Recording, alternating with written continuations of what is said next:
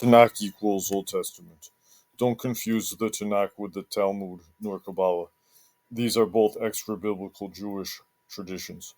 Unlike many of his natural descendants throughout the ages and up until today, the Jewish forefather Abraham saw himself as a servant to those outside of his own family, and considered them as people whom he was obligated to regard with dignity, to demonstrate righteousness before, and to deal justly with. Genesis chapter 23, verses 3 to 20.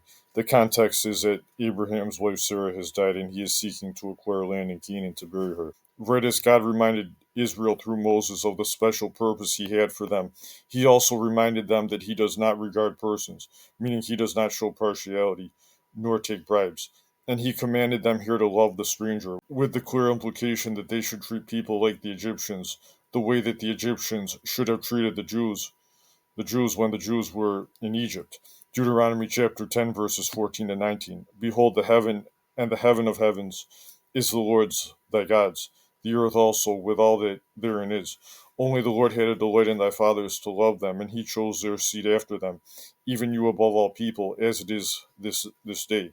Circumcise therefore the foreskin of your heart, and be no more stiff-necked. For the Lord your God is God of gods and Lord of lords, a great God, a mighty and a terrible, which regardeth not persons, nor taketh reward.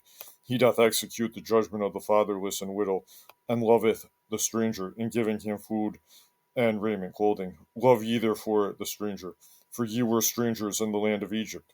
Also note here, none of this justifies illegal immigration for anyone. The Israelites were required to have an interview with Pharaoh and receive his permission before they were allowed to come and live in Egypt. See Genesis chapter 47, verses 1 to 4. The true God does not regard persons nor take bribes. Do you hear that? What do Korah, Dathan, Abiram, Achan the son of Carmi, Abimelech the son of Gideon, the sons of Eli the priest, Absalom the son of David, Jeroboam the son of Nebat, Ahab the husband of Jezebel, the elders of Israel who opposed Jeremiah the prophet, etc., all have in common? Many of them died in special acts of God's vengeance. They were all wicked in God's sight, and they were all natural Israelites.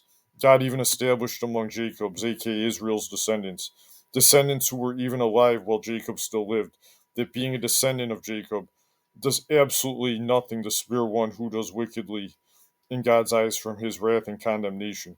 Genesis chapter 38, verses 6 to 10. And Judah took a wife for his firstborn, whose name was Tamar. And Judah's firstborn, was wicked in the sight of the Lord, and the Lord slew him. And Judah said unto Onan, Go in unto thy brother's wife, and marry her, and raise up seed to thy brother. And Onan knew that the seed should not be his. And it came to pass, when he went in unto his brother's wife, that he spilled it on the ground, lest that he should give seed to his brother. And the thing which he did displeased the Lord.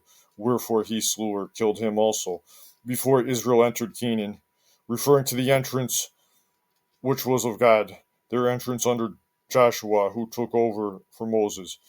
God told the Israelites that the land was not theirs unconditionally. Neither natural Israelites nor anyone else were ever privileged to commit sin. Leviticus chapter 18, verses 24 to 28. Defile not ye yourselves in any of these things. My note, read the whole chapter to see what things are referred to here. And note that modern Israel must be under God's wrath. Continuing. For in all these the nations are defiled, which I cast out before you, and the land is defiled. Therefore I do visit the iniquity thereof upon it, and the land itself vomiteth out her inhabitants. Ye shall therefore keep my statutes and my judgments, and shall not commit any of these abominations, neither any of your own nation, nor any stranger that sojourneth among you. For all these abominations have the men of the land done, which were before you, and the land is defiled, that the land spew not you out also, when ye defile it, as it spewed out the nations that were before you. When God deputized Israel under Joshua to execute judgment upon the Canaanites, it was only for the particular occasion as the completion of a long saga of God showing much patience to the exceedingly wicked Canaanites and preparing Israel, even preparing Israel through purifying them much in the process, even killing off virtually an entire generation of Israelites in the wilderness, and killing tens of thousands of others in judgment as part of this purification process. The goal was always for God's righteous ways to prevail and for his worship to be established in righteousness. See especially Deuteronomy chapter 4, verses 1 to 10 here. Blessing an allegedly inherently genetically special group of people was never the goal, nor part of the process, because such a people never existed, since God is not a partial respecter of persons. We see from the New Testament in Luke chapter 4 verses 16 to 31 how the inhabitants of Jesus' hometown Nazareth were angry with him and tried to kill him simply because he pointed out right from the Tanakh slash Old Testament how there were times when God chose to help Gentiles and overlooked Jews there. Gentiles who have diligently sought the God of Israel with contrite hearts have had their faith rewarded with help from him, which Israelites who did not do so did not obtain. More examples of such Gentiles could be pointed out right from the Tanakh. Rahab, Ruth, the Queen of Sheba, Ebed Melech, the Ethiopian, and the book of Jeremiah, etc., etc. Along the same lines, many more examples could be taken right from the Tanakh of natural Jews who were judged severely by God and died under his wrath. Jeremiah chapter 9, verses 25 and 26 says, Behold, the days come, saith the Lord, that I will punish all them which are circumcised with the uncircumcised, Egypt and Judah and Edom, and the children of Ammon and Moab, and all that are in the utmost corners, that dwell in the wilderness. For all these nations are uncircumcised, and all the house of Israel are uncircumcised in the heart. One such additional example is Jehoiakim. Jehoiakim was a wicked king of Judah who thought that he was above and or beyond the scope of God's wrath. Since God is no respecter of persons, that was not so. All denial of and opposition to warnings of coming judgment and calls to repentance in light of this won't negate the judgment. It will only make it worse. Let all take heed. Jeremiah chapter 36. And it came to pass in the 4th year of Jehoiakim, the son of Josiah, king of Judah, that this word came unto Jeremiah from the Lord, saying, Take thee a roll of a book, and write therein all the words that I have spoken unto thee against Israel and against Judah, and against all the nations, from the day I spoke unto thee, from the days of Josiah, even unto this day. It may be that the house of Judah will hear all the evil which I purpose to do unto them, that they may return every man from his evil way, that I may forgive their iniquity and their sin.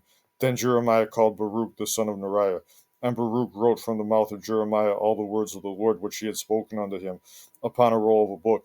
And Jeremiah commanded Baruch, saying, I am shut up, I cannot go into the house of the Lord. Therefore go thou and read in the roll, which thou hast written from my mouth, the words of the Lord in the ears of the people in the Lord's house upon the fasting day. And also thou shalt read them in the ears of all Judah that come out of their cities.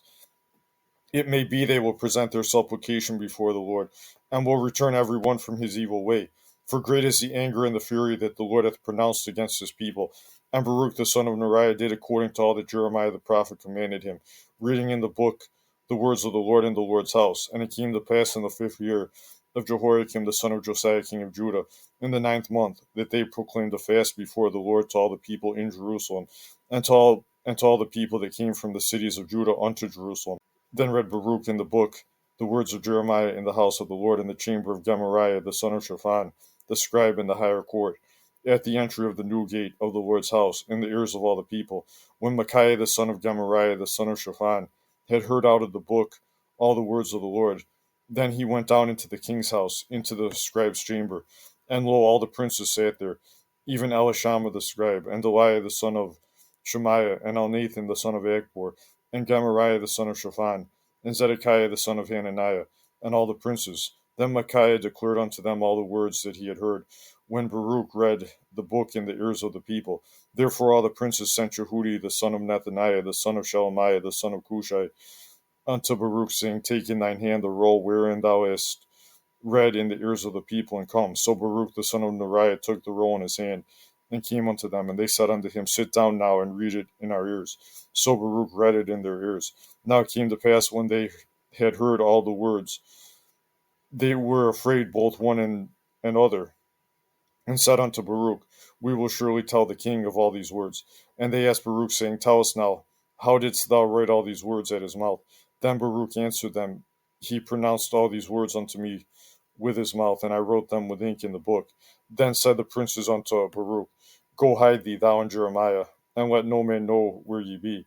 And they went in to the king into the court, but laid up the roll in the chamber of Elishama the scribe, and told all the words in the ears of the king. So the king sent Jehudi to fetch the roll, and he took it out of Elishama the scribe's chamber. And Jehudi read it in the ears of the king, and in the ears of all the princes which stood beside the king. Now the king sat in the winter house in the 9th month, and there was a fire on the hearth burning before him. And it came to pass that when Jehudi had read 3 or 4 leaves, he cut it with the penknife, and cast it into the fire that was on the hearth, until all the roll was consumed in the fire that was on the hearth. Yet they were not afraid, nor rent their garments, neither the king nor any of his servants that heard all these words. Nevertheless, Elnathan and Deliah and Gemariah had made intercession to the king that he would not burn the roll, but he would not hear them. But the king commanded Jeremiel the son of Hamelech, and Sariah the son of Azrael, and Shelemiah the son of Abdiel, to take Baruch the scribe and Jeremiah the prophet, but the Lord hid them. Then the word of the Lord came to Jeremiah, after that the king had burned the roll, and the words which Baruch wrote at the mouth of Jeremiah, saying, Take thee again another roll, and write in it all the former words that were in the first roll, which Jehoiakim the king of Judah had burned. And thou shalt say to Jehoiakim king of Judah, Thus saith the Lord, Thou hast burned this roll, saying, Why hast thou written therein, saying, The king of Babylon shall certainly come and destroy this land, and shall cause to cease from thence man and beast. Therefore, thus saith the Lord of Jehoiakim, king of Judah, He shall have none to sit upon the throne of David, and his dead body shall be cast out in the day to the heat, and in the night to the frost. And I will punish him and his seed and his servants for their iniquity, and I will bring upon them and upon the inhabitants of Jerusalem and upon the men of Judah all the evil that I have pronounced against them. But they hearkened not. Then took Jeremiah another roll, and gave it to Baruch the scribe, the son of Neriah, who wrote therein from the mouth of Jeremiah all the words of the book, which Jehoiakim king of Judah had burned in the fire. And there were added besides unto them many like words.